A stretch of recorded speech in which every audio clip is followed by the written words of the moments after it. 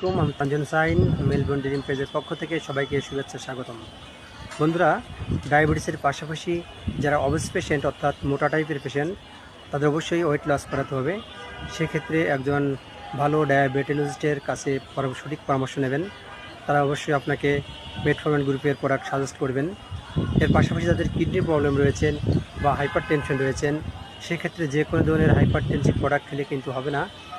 তারা অবশ্যই প্রাজোসিন গ্রুপের প্রোডাক্ট খাবেন, কেননা একজন ভালো মানের ডায়াবেটোলজিস্টই আপনাকে ভালো সাজেস্ট করতে পারবেন ভালো মানের ওষুধ। তো বন্ধুরা, অবশ্যই ডায়াবেটিস কন্ট্রোল করবেন, নিজেকে নিয়ন্ত্রণ রাখবেন, মিষ্টি জাতীয় খাবার এড়িয়ে চলবেন। তো বন্ধুরা, যাদের ডায়াবেটিস থাকেন তাদের অবশ্যই প্রেশার সবসময় হাই থাকে, সেক্ষেত্রে ডায়াবেটিস কন্ট্রোল করতে হবে, আর পাশাপাশি প্রেশারও নর্মাল রাখতে হবে। আর যাদের কিডনির প্রবলেম থাকে, কিডনি প্রবলেম হতে পারে ডায়াবেটিস থাকলে দীর্ঘদিন পরে হয়, পাশাপাশি চোখের সমস্যা হতে পারে, এগুলো অবশ্যই খেয়াল রাখতে হবে।